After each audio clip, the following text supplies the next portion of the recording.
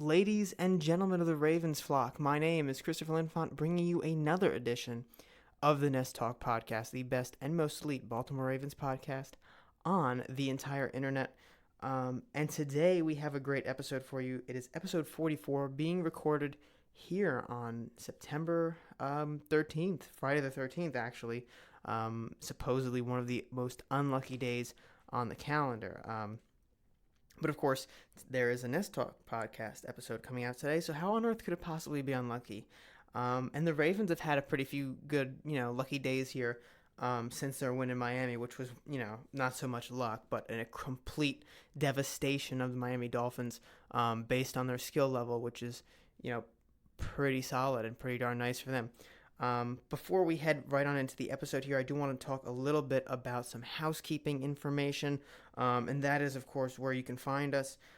If you are listening either on iTunes or YouTube, make sure you subscribe. If you're subscribing on iTunes, all the podcasts will be downloaded to your iTunes library on your phone, your tablet, wherever you listen to your iTunes library, automatically for you when each episode comes out, and that is a great tool for you. You don't have to go and look and keep refreshing your page if you're looking for the newest episode of Nest Talk, so make sure you do that. If you're listening on YouTube, subscribing there would be very helpful as well. You will get all the latest episodes in your subscription inbox there as well.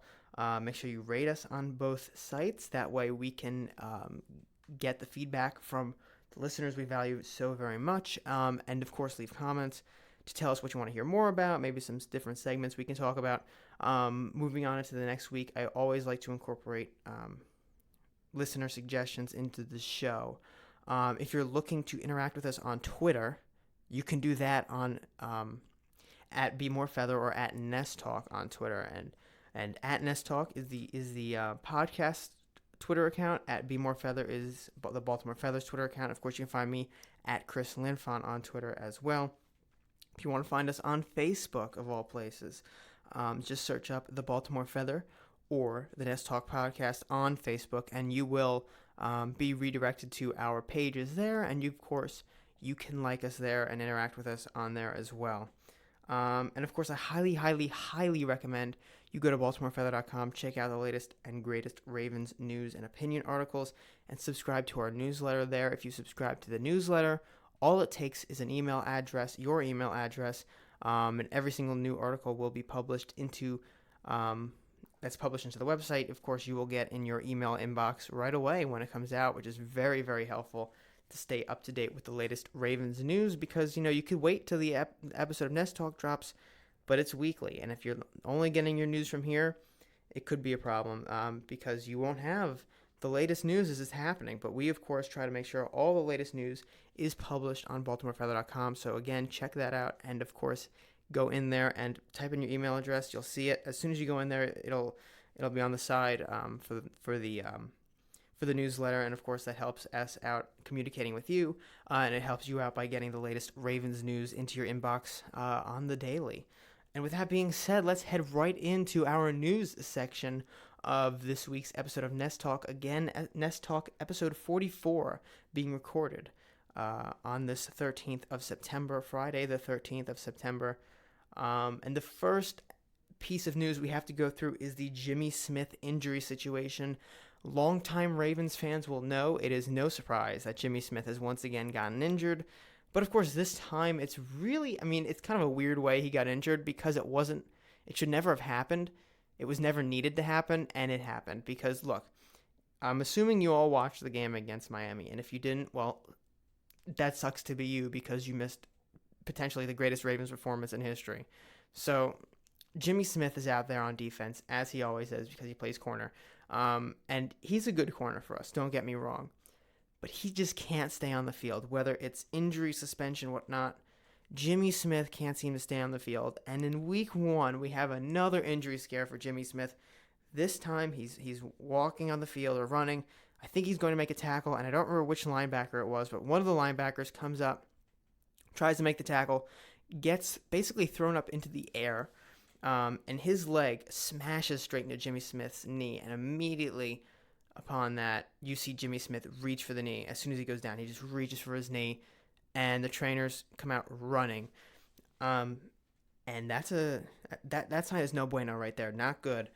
Because we all know Jimmy Smith's injury history. I know it's most recently been his Achilles that's been bothering him. In the near the foot, in the back of the foot. Um, but knee problems are very, very serious. And Jimmy Smith, I love me some Jimmy Smith, but the dude is made of peanut brittle. I'm sorry, because he just cannot stay on the field. He cannot stay healthy. And this is the problem for Jimmy Smith. Here he is in this week one matchup, and he gets hurt, has to leave the game, goes to the blue tent, goes to the locker room. He's hobbling off the field. I mean, no one knows. It could be a tear. It could be, a fracture, out for season kind of deal. No one knows. And they're not giving us any real information during the game. All we know is that Jimmy Smith won't return. He comes back out in like sweatpants and street clothes, so he's obviously not going back into the game. I mean, even if he was healthy, you wouldn't put him back in that game anyway because it was a 59-10 blowout. I will never let that go over the Dolphins, a 59-10 blowout. So yeah, Jimmy Smith comes back out in street clothing. He's not going to play again. The Ravens haven't told us what's wrong. We find out a couple days later, basically, that I think that was even that night, maybe that night or the next day. Basically, Jimmy Smith had some sort of knee injury on the play. Like, yeah, no duh, Sherlock. He got hit in the knee. Anyway, gets a knee injury. The Ravens want to figure out what it is. They're not going to specifically say what it is, but they're hoping it's going to be okay. Turns out it's an MCL sprain. Not a tear, a sprain. Very important distinction. An MCL tear would have ended Jimmy Smith's season. An MCL sprain essentially keeps him out a few weeks, and that's it. And lucky for the Ravens have a very deep secondary. Of course, it's being tested here. Tavon Young lost for the year now. Now Jimmy Smith is out for a few weeks. So you've got Brandon Carr and Marlon Humphrey in there who are going to do great things. Anthony Averett's in there too. But the Ravens might have to come up and basically take somebody off the practice squad. Maurice Kennedy. Yeah, that was an ironic cough there. Maurice Kennedy may be, given a roster spot here because of the depth situation at cornerback with Jimmy Smith being sidelined for the next few weeks. And I wouldn't be opposed to that, although I don't really think Maurice Kennedy is going to help us out. There was a cornerback, I'm blanking on his name, released by the Texans recently that some people on Twitter and other places are suggesting that the Ravens go get. You'd have to pay him probably more than Maurice Kennedy, and if it's only going to be a few weeks before you get Jimmy Smith back, I don't really think it's worth spending any kind of money. Maybe if you're really concerned about the health of Tavon Young long-term because this guy plays slot corner too, it's a possibility. But signing Tavon Young to that long-term extension, then going after this guy doesn't seem like something the Ravens would do or should do. So, again, Jimmy Smith is going to miss only a few weeks here. And that's relatively good news because of his injury history, given the fact that Jimmy Smith can't ever stay on the field. If he can't always stay on the field, it's better he's only gone a few weeks rather than months at a time. So we'll see when he returns. There's no set timetable, no set return date at this point. We will update you with that information as it pours in eventually. But moving on to more Ravens news, they did some rearranging on the practice squad. Some names that you might be surprised are off the practice squad. Guys that the Ravens thought had potential, no longer going to spend time with the Ravens on this practice team. And they brought in a couple guys whose names actually should be familiar to you. But the first major release here is Sean Monster, the wide receiver. And Sean Monster had a lot of people thinking that he was going to be a very capable wide receiver, specifically in the slot. But Monster, his preseason was okay. It was never something to parade around as, like a Victor Cruz preseason, right? When he had his amazing preseason that got him the job on the Giants and turned out to be a very good receiver until he got hurt. That never happened with Sean Monster, although a lot of people considered Monster to be an option, a slot cornerback in the future. The Ravens simply did not see the same thing there, and they put him on the practice squad, and now they've released him. And it did surprise me because I thought the Ravens would at least try to keep him around, but I get that they want to add more corner depth with Smith's injury and the possibility that they're going to have to pull up Kennedy. They want to have somebody also ready in case, well, what if Kennedy gets injured, right? So they end up signing Terrell Bonds. He's the guy that played with the Ravens over this preseason, if I remember correctly. Terrell Bonds, he did okay. He was never very, amazing at cornerback. He was never somebody who I thought would have any ability to make the roster in the first place. But here he is now coming back to the Ravens in the form of the practice squad, as Sean Monster has departed the practice squad. The Ravens also released Donald Payne, the linebacker. He's a guy that a lot of people liked on special teams. A lot of people loved Donald Payne on special teams, but Payne simply did not have a path to the roster with Otero Alaka taking up a linebacker spot, interior lineman. And then, of course, you've got Chris Board in there. You have Kenny Young, and, of course, the undisputed best inside linebacker on the team, Patrick Onwaso, in there. Donald Payne didn't really have a path to the roster. He never really had that ability to get on this roster, and he's released here in the practice squad to make room for running back Mark Thompson. And you might be thinking to yourself, why are they adding another running back? Well, I think, honestly, they're probably concerned that the other running back on the practice squad, whose name I am really blanking on, and I honestly should remember it as I'm Googling it here now. But the Ravens have a running back on this team, this practice team, that they really like. But the problem is that, I think a lot of other teams could look at, this running back and say, wow, he could start for us. And I always talk about him too, which is really, really, really annoying that all of a sudden, I can't remember his name. It's DeLance Turner. I just looked it up. DeLance Turner, a fantastic running back. Fantastic. I mean, he's not someone who's going to start for the Ravens simply because the Ravens have incredible depth at the running back position. They have Gus Edwards, who basically does what DeLance Turner does. As he's a downfield runner. He's a north-south guy. He's not going to hit the edges. He's the kind of runner that Gus Edwards and Mark Ingram are. Now, DeLance Turner could find himself on a team by the end of this offseason. I'm not offseason. At the end of the season, I'm very convinced it's possible. He's a very good running back, just hasn't been able to get onto a team that's going to be able to keep him. The Ravens just have too much depth at the running back position, but they want him to stay on this practice squad, but they know it might not be realistic. Hence, that's why I'm thinking they bring in Mark Thompson. There are also reports, however, though, that Mark Thompson's coming in because DeLance Turner was banged up for a little bit, and they want to make sure that the practice squad can have a running back to use in those situations, prepping against the real Ravens team, showing packages and stuff. If they don't have a real running back, they wouldn't be able to do that. But then again, they could have just used, Justice Hill. And I know they only have 3 running backs. They have carried 4 in the past.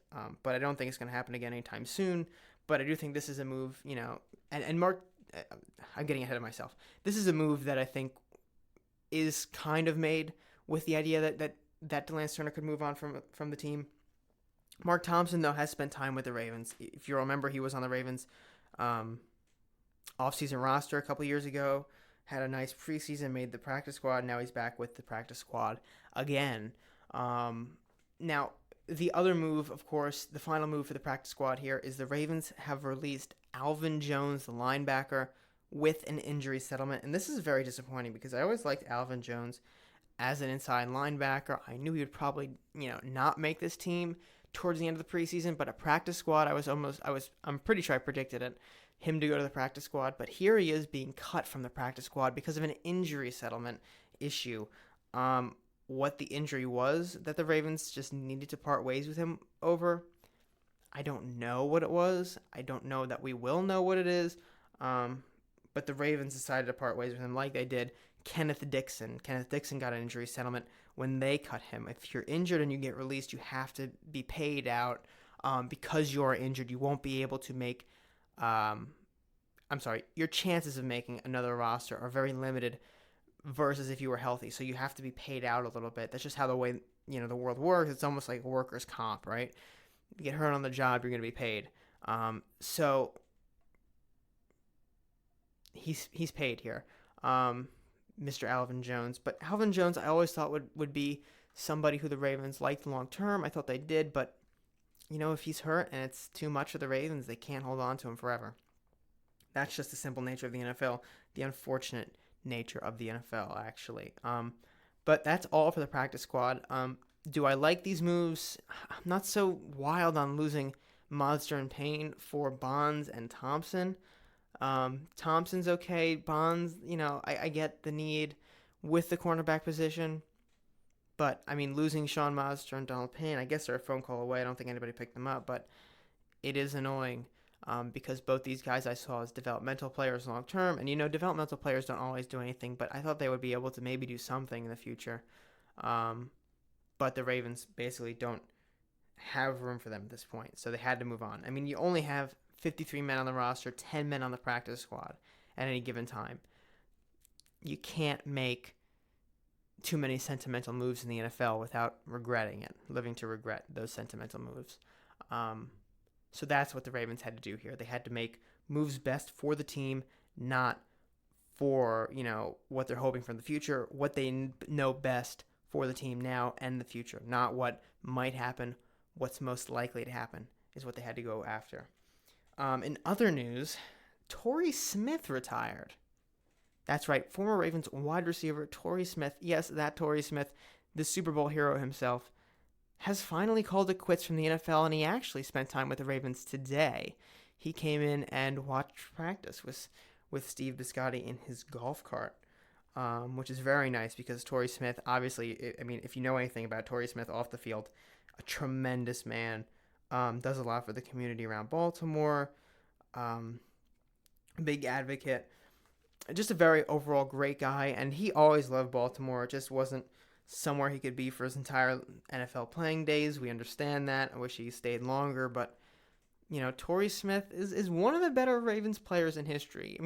The Ravens have never really struck out they never really hit big at wide receiver, but Torrey Smith is the best guy I think they've drafted. Whether Marquise Brown or Miles Boykin surpasses him is going to be a different story, but for those 4 years there with Torrey Smith, and of course one of them being 2012, he was a very good receiver. He fit into the offense well. Anquan Bolden was there for a while.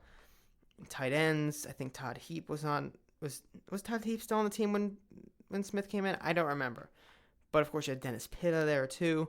It just was an offense that kind of blended together, and Smith was a big part of it. He was the downfield threat guy, and he was a reliable receiver for Flacco. And he had some issues here and there, a few drops, but you go back, you watch that Patriots Monday Night Football game, or Sunday Night Football, whatever it was, 2012, the day after Torrey Smith's brother died, okay? It's one of the most memorable moments in Ravens history. Absolutely incredible what Smith did with all that emotion brewing in him. And of course his role in the Super Bowl will forever make him an important part of this team. And of course I think he plans to come back to Baltimore for a little bit and do some more here because it really is his home away from home now. Baltimore is. And he said in his retirement video that he always, will have Baltimore in his heart. His heart never left Baltimore, even though he left for the 49ers after the 2014 season. He still has a soft spot for Baltimore in his heart, and that's very nice. But just to recap Torrey Smith's incredible career, I think it was 4 years for the Ravens, had a 1,000-yard season in his last year, Super Bowl ring in Super Bowl 47. He moved on to the 49ers, had a couple years there. Then he ended up with the Philadelphia Eagles, where he won another Super Bowl ring. Spent, I think, last year and a little bit of this year on the Carolina Panthers team before being released before the start of the season this year. And of course, there's always been talk, every time Torrey Smith's been a free agent, that he would maybe become a Baltimore Raven again, that he would maybe come back to the Ravens, but it never actually meant anything. I was in favor of it at one point, but I mean, some people were even floating it around this year. Wouldn't even make any sense because his quarterback's gone. If he went to Denver, it would make a lot more sense. But, the quarterback he was accustomed to, the offense he was accustomed to, it no longer exists in Baltimore. Um, so that's why I think, it wouldn't make sense for him to play one more year with the Ravens or something like that. It's probably best he retired at this point. He was starting to dwindle anyway. But one heck of a career for Torrey Smith, and we're really happy, of course, that he is able to retire with his health, with his mind still available to him. A lot of players don't get that opportunity, but Torrey Smith will, as he walks away from football still at a young age. Of course, we do have to talk about some Ravens injuries before we head into the opinion, and of course, one other piece of news at the end of these injuries, so stay tuned for that. It's the biggest news story of the week, I think. But we have a few Ravens injuries to talk about. Obviously, we talked about Jimmy Smith. He ain't going to play. He's not going to play this Sunday against the Cardinals, and one of the most anticipated matchups of the year with Terrell Suggs coming back. He's not going to play. No way, Jose. Harbaugh said it himself. There are 3 other injuries I think we should pay attention to. You've got tight end Mark Andrews is injured. That's surprising because Mark Andrews is a tank. It's only his second year, but he was a tank last year. And now he's injured this year. Not really sure what the deal is. But we will find out eventually what Mark Andrews is going through. I don't know, again, what it is right now. Pernell McPhee was out, and Marquise Brown was out. I think Marquise Brown was out with a hip injury. These are guys who did not practice on Friday, actually. I think I forgot to mention that. These are guys who did not practice Friday. Mark Andrews, Pernell McPhee, Marquise Brown, Jimmy Smith.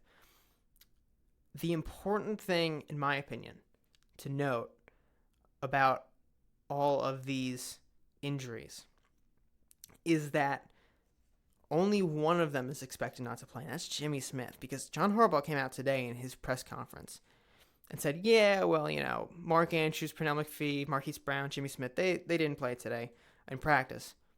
But Jimmy's the only guy that's not going to play in the game.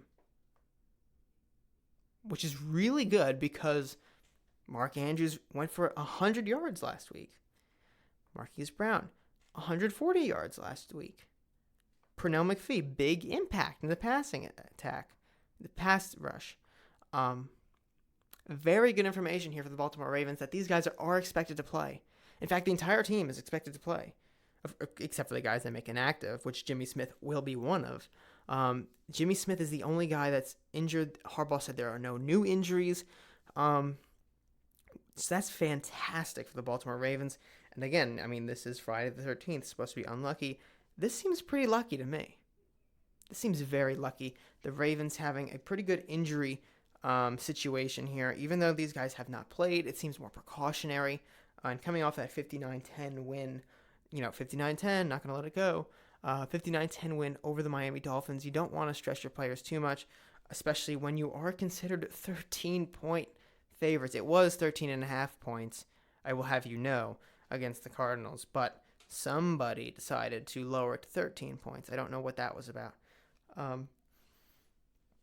So the Ravens will have all of these guys available to them on Sunday as long as nothing happens in between now and then. But I think, don't quote me on this, but I'm pretty sure that Friday was the last practice before the game.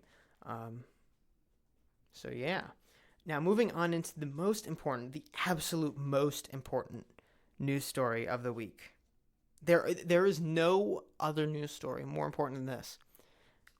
This is the news that Ravens fans have been waiting for years, okay? For years. In a tweet yesterday, the Ravens posted a video saying, we're redecorating. The video contained Ravens legend Haloti Ngata pumping the crowd up, and all of a sudden, he pulls out the shield. Yes, that shield. The shield they took off the middle of the field years ago. Okay? I think it was like 2013 maybe was the last year with it. 2014 maybe. They put the Ravens head on the middle of the field. It does not look as good as the shield, and now the shield is back. They officially announced it. This is the news that I have been waiting for years. This is the news that Ravens fans have been waiting for years. Everybody is excited over the shield. The absolute most important news of the day is the shield is back. Book it. It's coming back. You will see it. If you're not in the stadium, you're going to miss out because it's the return of the Shield. I mean, who cares if, anything else happens? It's the Shield. It's back. If you're watching on TV, you'll see it. So if you're just finding out now, congratulations, because I'm sure you wanted it back too. But if you don't hear it until after the game, this podcast after the game, you will have had a pretty nice surprise for you on the television when you see it. And of course, that Shield was there for quite a long time. They took it out for whatever reason, I don't know. Put the Ravens head in there. It just doesn't look as good. It doesn't look as cool as that Shield in the middle of the field. It's back. So, yeah, fantastic news coming out of Baltimore. And, of course, that is our last news story of the day here. Now we're going to head into some of my opinionated sections here. And, of course, we have to talk about the complete beatdown of the Miami Dolphins in probably the best Ravens performance I've ever seen in my entire life. Okay? I've never seen anything like that before. 59 points. I was hoping they were at 60. They were in field goal range at the end of the game. They just kneeled it down because they didn't want to, run up the score too much. But I was really hoping they would go for 60. I was also hoping they would let Nick Boyle score. Nick Boyle has been with the Ravens, since 2015 now, and he hasn't gotten a touchdown at all. I mean, that's pretty darn lame if you ask me. I was really hoping they would give him a touchdown. They didn't have the opportunity to get him a touchdown, but let me tell you this. There's some statistics we have to talk about. Lamar Jackson, ready? Lamar passed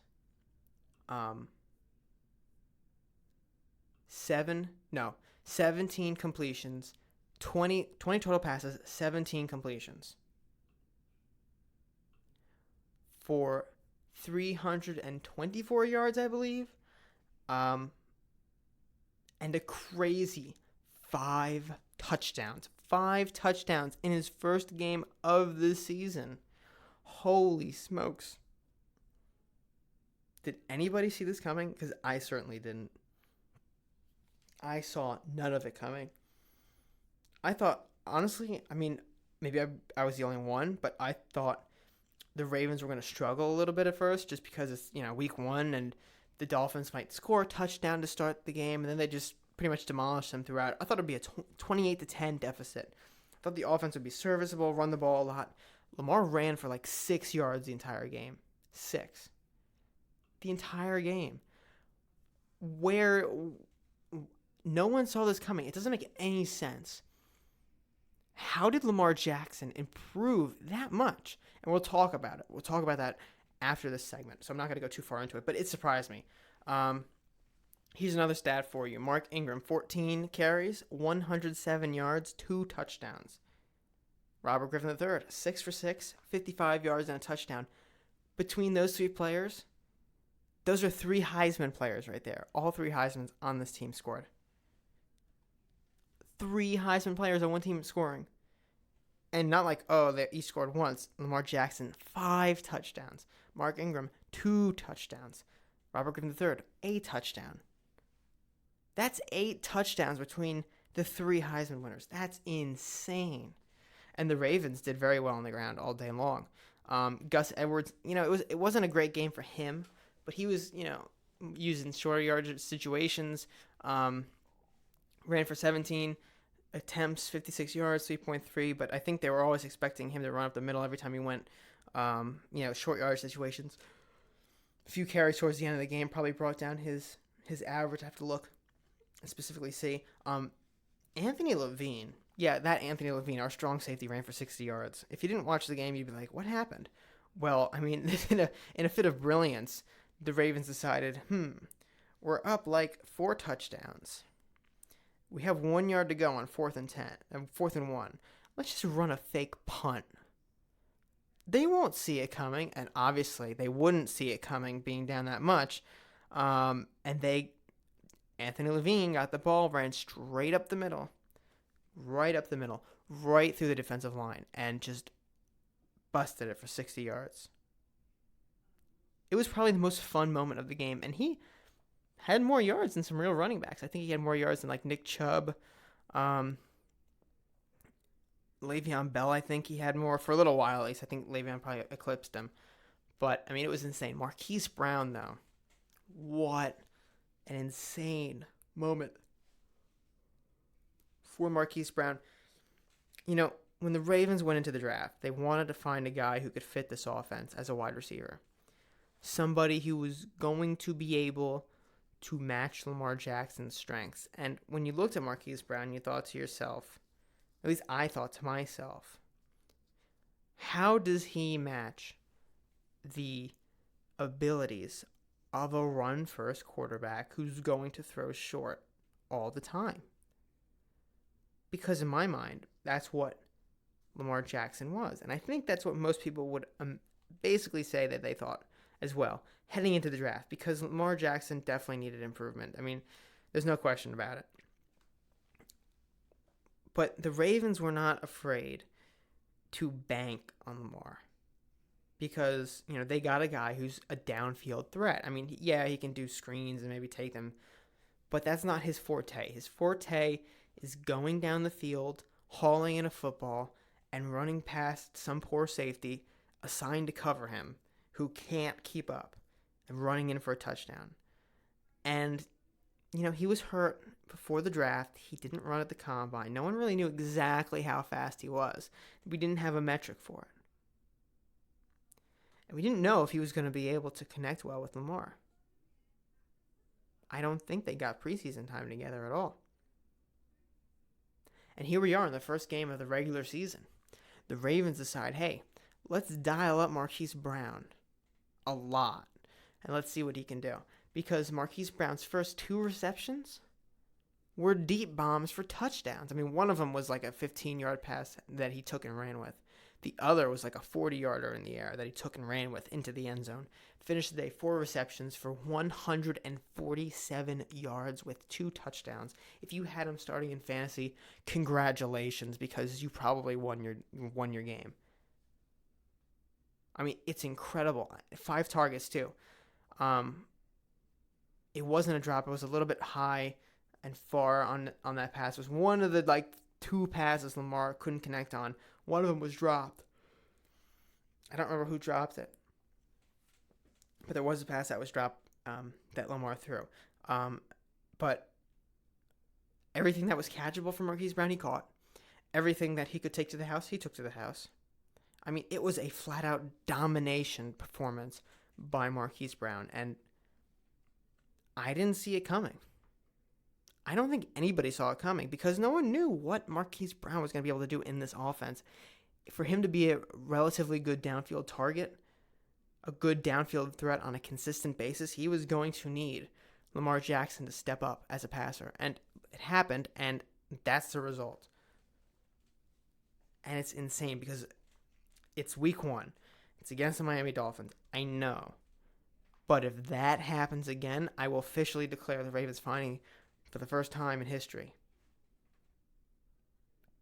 a wide receiver that was not a draft bust, that's not named Torrey Smith.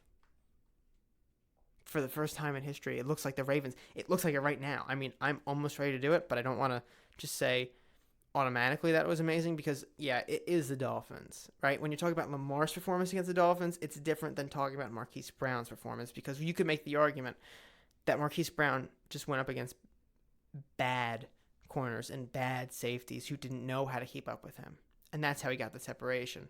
Lamar's throws were perfect regardless of the Dolphins. If it was tighter separation, if it was, not tighter separation, tighter coverage, he would have done just fine as well. But, Marquise Brown getting past those guys, maybe it was because of the Dolphins. We'll see a more accurate representation, not this week because the Cardinals suck, let's be real. Their defense isn't very good on the secondary side, and we might see something similar. Maybe we won't. Maybe we'll see a complete flip of what happened. But when he plays against the Kansas City Chiefs, which doesn't have the best secondary in the world, but they have some good safeties, okay? Honey Badgers over there now. We might see, by then, what a more complete Marquise Brown would look like. But if he continues this performance, it's going to be the hype train of the century because this is amazing. And then, of course, you got Mark Andrews in here. Mark Andrews is a guy that we all know and love from last year. a fantastic receiving tight end. He's like Dennis Pitta and Todd Heap rolled into one, right?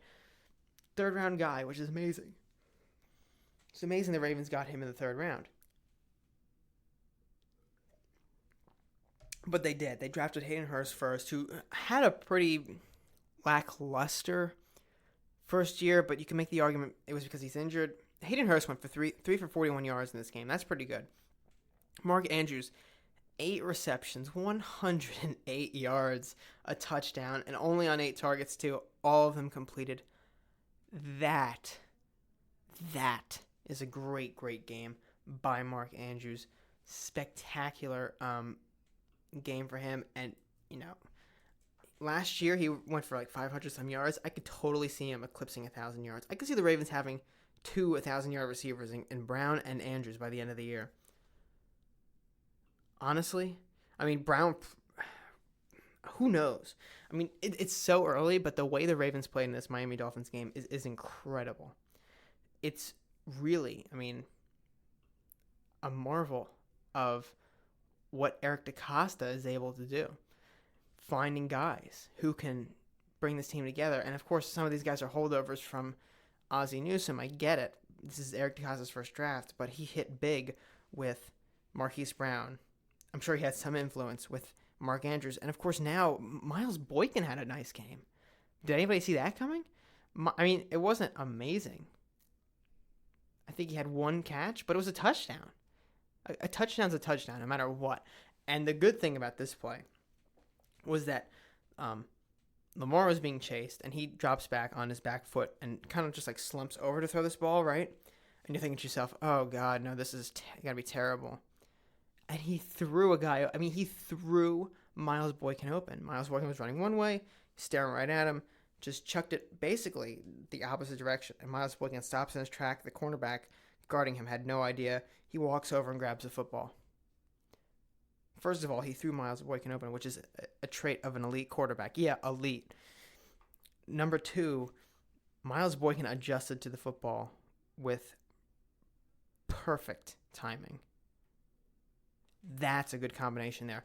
I'm very excited to see what Miles Boykin can do in a more expansive role in this offense. But red zone target. It was in the red zone.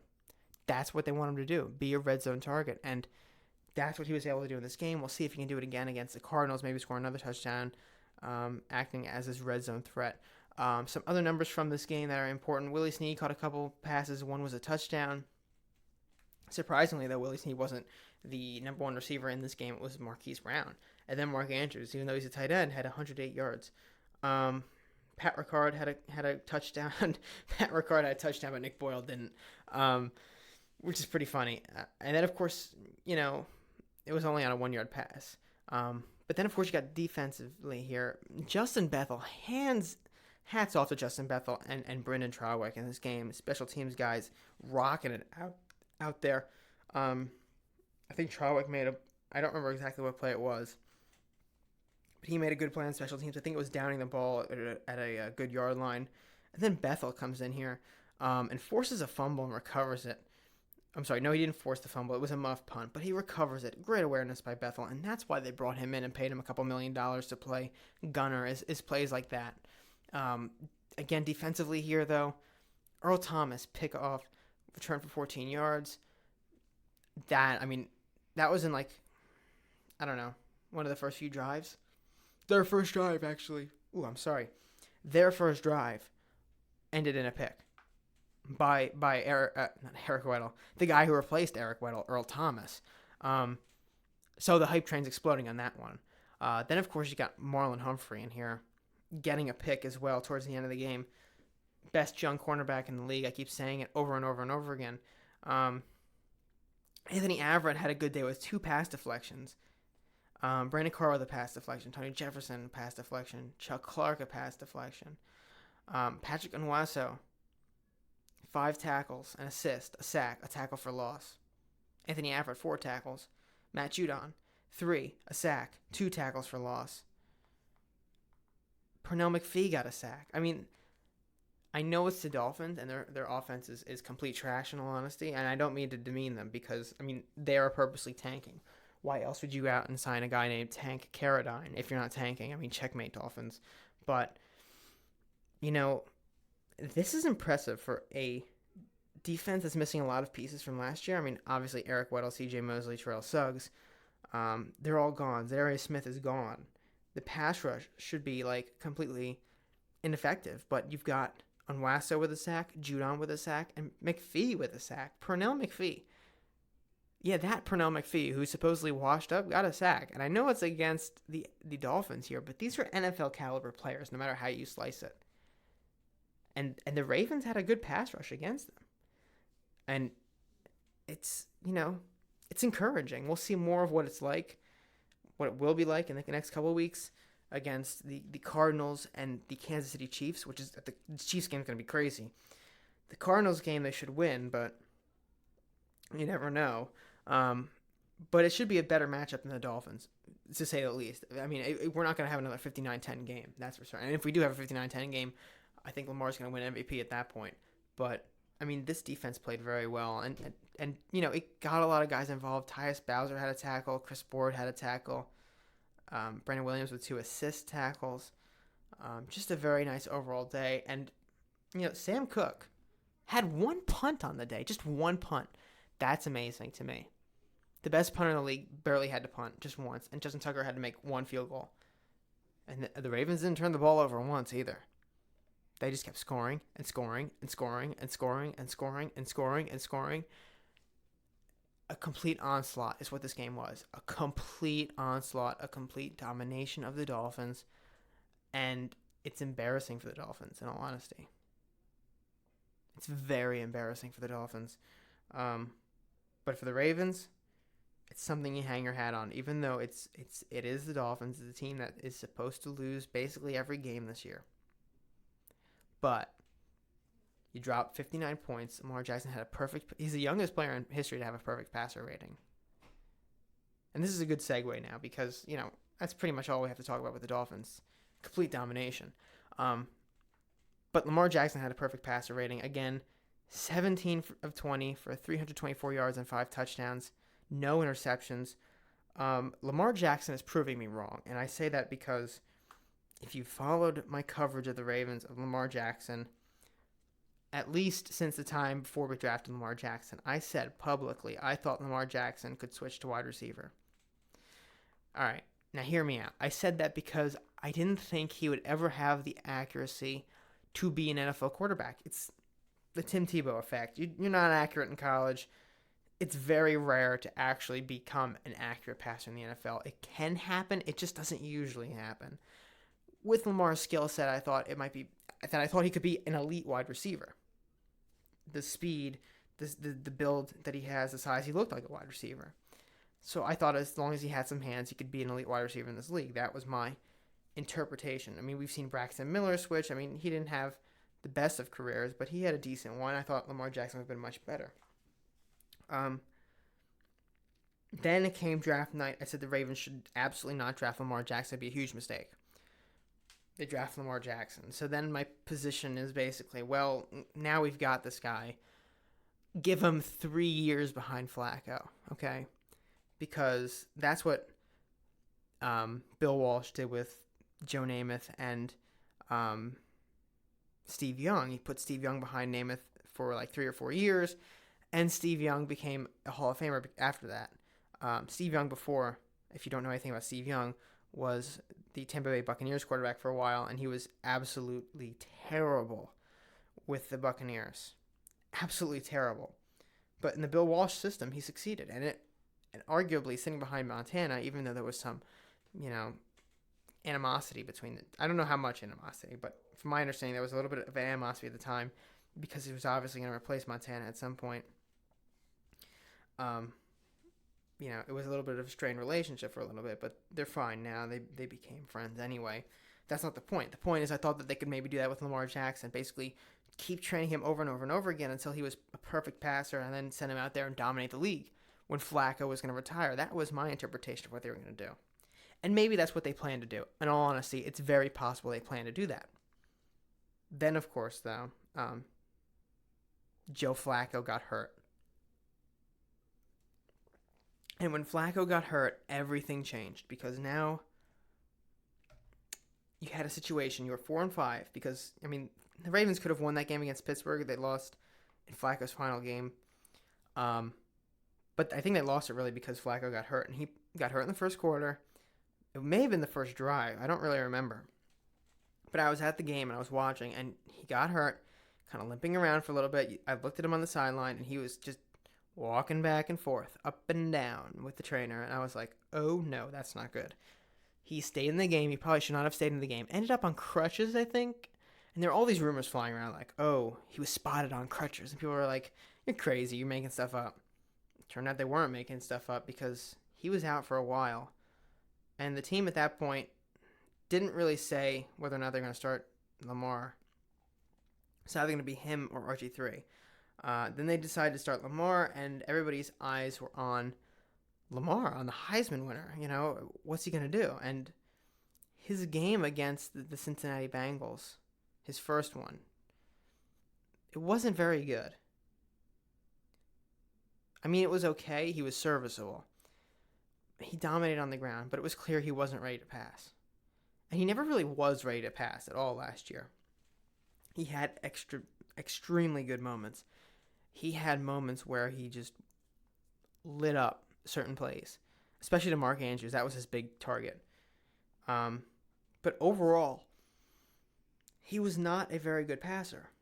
And it's really not that arguable. People will argue, you have this sort of agenda against Lamar Jackson because you don't consider him a good passer. Maybe someone out there does. But in my view here, he wasn't a good passer because he didn't complete with precise throws, with accuracy over and over again. It wasn't happening. And then against the LA Chargers, he got demolished until they played prevent defense, which I could throw against prevent defense. It's just, trying to run the clock on you. It wasn't a bad way to start your career by any mean. But it left doubts in my mind that he was going to be able to pull this off. But last week, those doubts were erased. And I know it's week 1. I know it's against the Dolphins, but I don't care it's against the Dolphins. That precision we didn't see in the preseason against preseason players. We didn't see it out of him or any other Ravens quarterback. Trace McSorley had a great game against the Philadelphia Eagles, but Lamar looked amazing against these Dolphins, and we had never seen anything like this. And in small windows even, the Willie Snead touchdown I saw a stat, basically half a yard of separation. He nailed it. He nailed every throw, except for 2. And when you're throwing 85%, who cares if you miss 2? You're throwing 85%. 17 completions for 20 of them on 20 attempts. 324 yards, 5 touchdowns. He could have went for the NFL record 7 if he stayed in the game. I'm convinced he would have gotten it. It's absolutely amazing. And I always said about Lamar Jackson that I hoped he proved me wrong, that he would become a passer that would be able to dominate games, to lead a team into, an offensive onslaught, to be a better passer than Flacco. He looked like a better passer than Flacco yesterday. And Flacco is, he was a very good passer for the Ravens. 2009 to 2014, Flacco, I think, was one of the best quarterbacks in this game. Maybe the shorter window, 11 to 14. Flacco was one of the best quarterbacks in this game. But Lamar had a performance that makes me think right now that he's the future of the franchise. He is the franchise right now. And he could, I think, at some point win MVP. Maybe I'm going too crazy about this. But think about it. A guy who could easily rush for 1,000 yards on the ground. And if he throws like this, and I know I'm not talking just the numbers. I'm just talking about the way he threw the ball.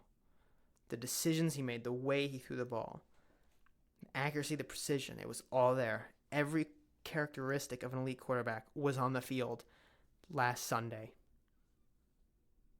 And now here we are in the fallout, in the week after, heading into the game against the Cardinals, with the understanding that he won't do this again. He's not going to throw 5 touchdowns. He's not going to complete 85% again.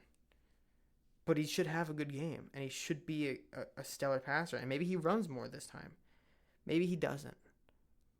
But the fact of the matter is, he right now, so long as the way he threw the ball, not the amount of times he threw the ball, not the extremely dominant performance, but the precision and the accuracy he showed, if that stays, this is going to be one wild ride for the Baltimore Ravens. Because they found themselves a very good quarterback. And I'm not going to apologize for what I said about Lamar Jackson, for what my belief was, because it was a completely valid position based on the evidence at hand. But he's proving me wrong, and I'm very happy about that. I am thrilled beyond belief, because I really want him to succeed. I mean, there's going to be people out there who don't want him to succeed because, for whatever reason, I'm not going to put intent in their heart. But I very much want Lamar Jackson to be the quarterback of the future, to be what the Ravens need, and to be the best him. And it definitely looked like it was the best him last week. And it just makes me very happy to see that from him. Honestly, it really does. And of course, segueing now into this the final segment of this episode, the game against the Arizona Cardinals here. We're only really going to talk about players to watch here on the Cardinals side today. And that'll conclude our episode here. Lamar Jackson's not going to go crazy against the Cardinals like he did the Dolphins. Maybe he has a 3-touchdown day. He's not going to have a 4 or 5 touchdown day. If he does, then I'm just going to start campaigning an MVP consideration for Mr. Jackson, because that'd be absolutely incredible. But we've got 3 players I want to watch against the Dolphins here. 3 Cardinals players I want to watch. 3 of them. The first is going to be Kyler Murray. What is Kyler Murray going to actually do? He looked decent in the game against the Lions last week, Arizona's game against Detroit. He was okay. He wasn't stellar. He was just flat out okay. I think he had like 5.7 yards per attempt. Not that great, in all honesty. 2 touchdowns, 1 interception. He will have to do better. But what are we going to see long-term out of him? The Ravens have been historically good against rookie quarterbacks. Every time they face a rookie quarterback, it just doesn't really ever end well for that rookie quarterback. So he's the first one to line up against the Ravens this year, and Wink Martindale is gonna give him an onslaught of plays. He is not going to really let him have any opportunity to best the Ravens here, and it's really Wink Martindale's game against Kyler Murray here, because the amount of blitzes he's probably going to do, the amount of packages he's going to send out, he's going to disguise his blitzes, his coverages, his everything. He's going to make it as difficult as possible for a rookie quarterback to dissect. You can get away with things that you couldn't get away with against Tom Brady, against a rookie quarterback like Kyler Murray. If you disguise it, one way, maybe Tom Brady could probably read it and be like, oh, I know exactly what they're going to do. Kyler Murray doesn't have that experience yet. If you blitz Kyler Murray and disguise it at the same time, your coverage situation, that is, disguising that, it's going to be very difficult for him really to address the situation and to make a prediction and a decision for where the ball should go. Now, does that mean Kyler Murray is guaranteed to struggle against the Ravens? Not at all. It's very possible Kyler Murray comes out and shows why he won the Heisman a couple years ago, why he was picked number 1 overall. I mean, it's very possible, but I don't really think he will. I think the Ravens will best Kyler Murray here. I just don't see him able to go against this offense that, again, defense, I'm sorry. Again, it's the number 1 defense from last year. It's the number 1 defense this year as well so far. I mean, they only let up 10 points against the Dolphins. So, but yeah, what is this defense going to do against Kyler Murray to confuse him, to make him not able to pick them apart? I think the defense should have the upper hand here, but of course you never know. Another matchup you want to watch is going to be Larry Fitzgerald. What is Fitzy going to do? Obviously, Fitzgerald here is nearing the end of his career. But he's going to be Kyler Murray's number 1 target. You trust, I mean, if I was thrown into the situation and I had to just throw a pass to anybody on the team, I would just throw it to Larry Fitzgerald because I trust him more than anybody else.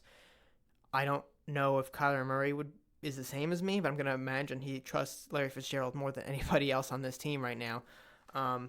So what is he going to do against this Ravens secondary that is going to be kind of weaker than it was against the Dolphins, because you don't have Jimmy Smith. You're probably not going to pick up Maurice Kennedy here. And even if you did, it's Maurice Kennedy, okay? He's not the best corner in the game. He's not terrible, but he's not very good right now, at least. He's going to probably go against Marlon Humphrey. It doesn't really matter if he went up against Brandon Carr either, because I think Brandon Carr can do well against him. And it's going to be an interesting matchup to watch if he is against Marlon, because Marlon is really emerging as the best young corner in this game, maybe the best corner in this game. I don't know. But whether or not he can produce against Marlon is going to be interesting. I think he'll probably be the offensive weapon of the day, David Johnson. I don't know how much he'll be involved. I would imagine a lot. But Larry Fitzgerald, I mean, it's Larry Fitzgerald. We have to watch out for him. And it's interesting because I am going to this game. I've never seen Larry Fitzgerald play, so that's going to be fun. And, of course, the final player to watch, Terrell Suggs. How could I go an entire episode without mentioning this? Terrell Suggs is coming back to Baltimore after leaving the Baltimore Ravens this past offseason, and it's going to be an emotional day for him. He told Ravens reporters that he'd be lying. Well, I'm paraphrasing here. I can't say it on air. He'd be lying if he said that this game was just another one for him. He's coming back to Baltimore after leaving. He spent 16 years here, I think, since 2003 or 5. I don't remember. But Terrell Suggs was here for a very, very long time. And he's coming back to play against this Baltimore Ravens team who most of these guys were his teammates last year. A whole lot of these guys have been teammates not only last year, but for a very long time. And, of course, his coach, Harbaugh, is going to be, on the other side. It's going to be very emotional for Suggs. I'm interested to see how the fans react if he, gets a sack or something. Will they applaud him? Will they boo him? I would imagine they're going to applaud Suggs at some point in this game. Put something up on the Megatron, maybe. I don't know. But it is going to be an emotional moment for him. And really the entire stadium, I would imagine. It's going to be very interesting. And I'm glad I'm able to go to this game and witness this. Really, because it's going to be a very interesting moment. Very special moment. And I would imagine he comes back to the Ravens at some point to, retire a Raven after 16 or 17 years. It would be, just what I think he's going to do. He always talked about being a Raven for life. So with that, we're going to conclude today's episode of Nest Talk. Pretty productive today on this hour-long episode of Nest Talk. Make sure you, again, subscribe on iTunes or YouTube or wherever you are listening to this. And, of course, rate us there to give us feedback. Comments are always welcome.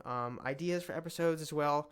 Make sure you give that to us. You can find us at Nest Talk on Twitter or at Be More Feather. You can find me at Chris Linfante. Search us up on Facebook, either the Baltimore Feather or Nest Talk on Facebook. Make sure you subscribe to the Baltimore Feather newsletter on BaltimoreFeather.com for the latest and greatest Ravens news and opinion articles as soon as they come out, straight to your inbox. This has been Chris Linfante here on Friday, September 13th, episode 44 of Nest Talk. I am signing out now, and we will see you next Friday as we recap the Baltimore Ravens game against the Arizona Cardinals and look ahead to the game against Kansas City. Take care, everybody.